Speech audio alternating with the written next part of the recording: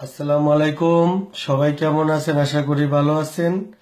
খুশি সংবাদ হলো, অবশেষে প্রাঙ্ক বা তামাশা ভিডিও নামক যেই ভিডিও নব্য ইউটিউবাররা ভিডিও ছেড়ে ডলার কামানোর জন্য রাস্তাঘাটে সাধারণ মানুষকে হয়রানি করতেছে, এর বিরুদ্ধে আইন পাশ হচ্ছে। হাইকোর্টে একটা রিট আবেদন করা হয়েছে এবং পুলিশ প্রশাসন থেকে বলা হইতেছে যারা নাকি রাস্তাঘাটে মানুষকে প্রাঙ্ক ভিডিও বা রস রঙ্গ তামাশা ভিডিও করতে গিয়ে রাস্তাঘাটে মানুষদেরকে হয়রানি করবে, তাদের বিরুদ্ধে আইন আসতেছে এবং তারা যেন এই ধরনের কাজ করতে না পারে সেই জন্য আইন প্রখর হচ্ছে। এই দিক দিয়ে আমি সেলুট জানাই প্রশাসনকে। আমি অনেক আগেই এই সম্বন্ধে কথা বলতে চাইছিলাম, কিন্তু এর মধ্যে আইন প্রয়োগ হইতেছে এবং হাইকোর্টকে 2 সপ্তাহের মধ্যে রিট আবেদনের জবাব দিতে বলছে প্রশাসন। এর জন্য আমি অনেক খুশি, কারণ এই যে নব ইউটিউবে চ্যানেল বের করে যেসব ছেলেগুলো, তাদের শিক্ষাগত যোগ্যতার কোনো বিচার বিবেচনা নাই। তারা একটা স্টেডিয়াম থেকে একটা মাইক্রোফোন কিনে, একটা মাইক্রোফোন কিনে 500-1000 টাকা দিয়া এই মাইক্রোফোনের মাধ্যমে এবং ইউটিউবে একটা চ্যানেল বের করা খুবই সহজ। এখানে শিক্ষাগত যোগ্যতা বা কিছুই লাগে না।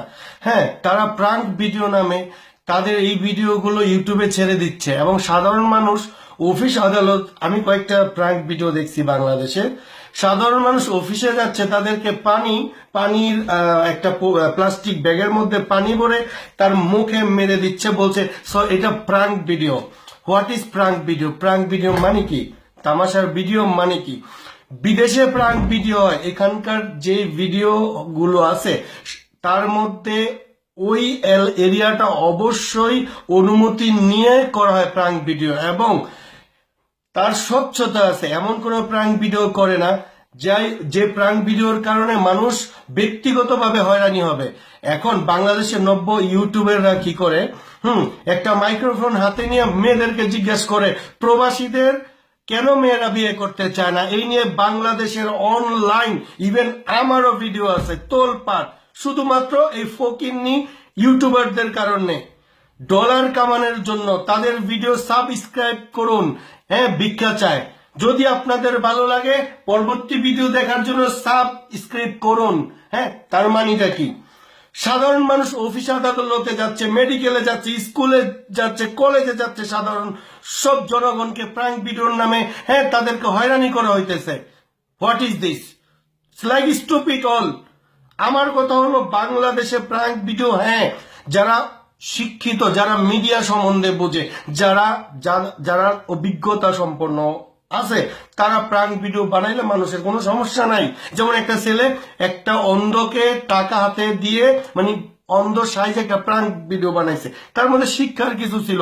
কিন্তু আরেকটা ছেলে বলতেছে আজকে পানি ঢালবো সবাইকে, একটা প্রাঙ্ক। আজকে যদি আপনার ভালো লাগে বেশি বেশি করে এটা শেয়ার করুন, সাবস্ক্রাইব করুন। এখন আমি সামনে পেলে গালের মধ্যে চটকনা দিতাম, কারণ আমি ওর ভিডিও গুলো দেখছি। সাধারণ মানুষ রাস্তা দিয়ে একটা ছেলের মোবাইল ভিজে গেছে, প্রাঙ্ক ভিডিও। স্টপিড কোথাকার। এই যে নতুন নতুন ইউটিউব চ্যানেল গুলো আছে, যত সাবস্ক্রাইব তত বেশি এরা ডলার কামায়।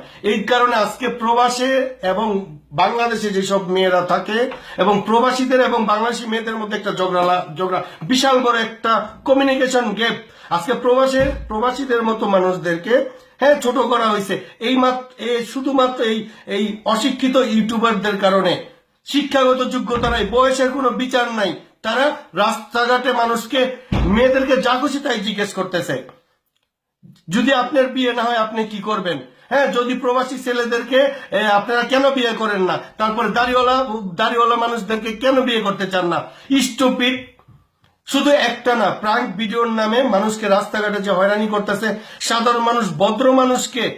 আরে বাংলাদেশ কি এখন ওই পর্যায়ে? এটা কি ইউরোপ, আমেরিকা যে প্রাঙ্ক ভিডিও বানাবি?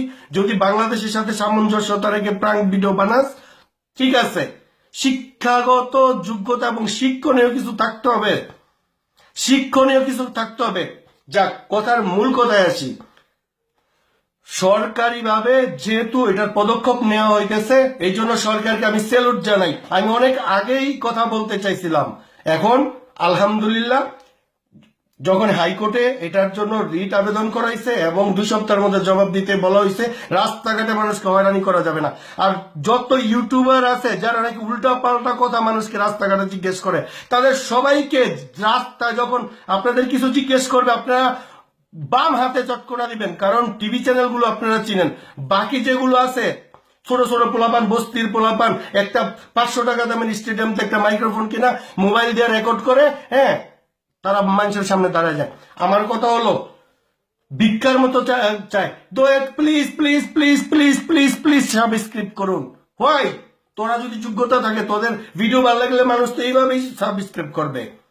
হ্যাঁ, যাই হোক, এই যে মানুষের তামাশা রঙ্গ ব্যঙ্গ যে ভিডিওগুলো যারা বানায়, তাদেরকে রাস্তাঘাটে পাইলে আপনারা নিজেরাই চটকাইবেন।